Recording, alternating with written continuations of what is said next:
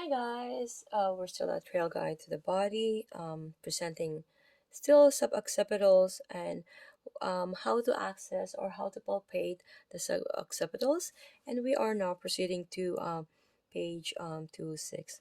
I'm gonna read this information here.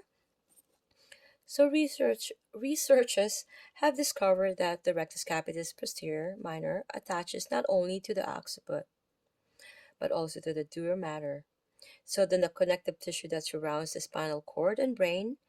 Because of this connection between the rectus capitis posterior minor and the dura mater, this muscle might cause headaches by disrupting normal cerebrospinal fluid fluctuations, and hence the functioning of the vertebral artery and suboccipital nerve.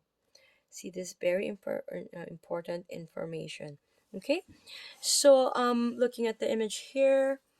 Okay, um, if you can see that the therapist is trying to cup, right, or cradle the client's head. So partner being in a supine position, cradle the head in both hands, possibly extending the neck a bit will soften the overlying tissue. Locate the superior nuchal line of the occiput and the spinous process of C2.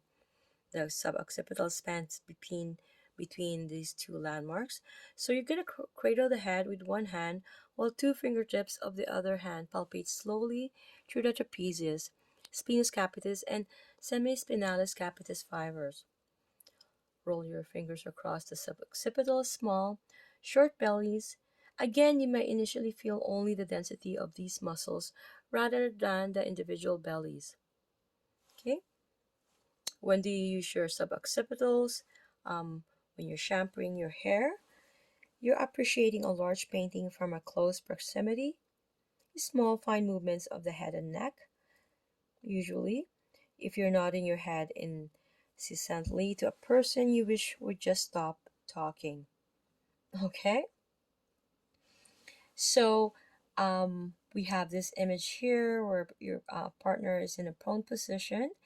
The therapist is sinking the thumb medially, just lateral to the edge of the trapezius. Okay, so medially going medial to the, medial to the midline of the, in a reference to the human anatomy. I mean the human body in an anatomical positioning, right? And lateral is going away, medial is going towards. So you're gonna have to ask your questions: Are you between the spinous process of C2 and the superior nuchal line of the occiput? If you can ask your partner to tilt his head back ever so slightly, do you feel some contraction in the deepest layer of the tissue? So you're going to have to get confirmation by asking those questions. And also, you can see here that in this positioning where the client is in prone, you can locate the lateral edge of the trapezius. You see here? The upper fibers, okay?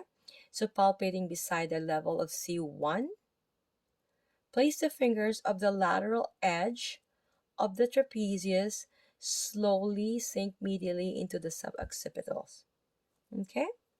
As you can see what the therapist is doing here. Okay, see you guys in the next video.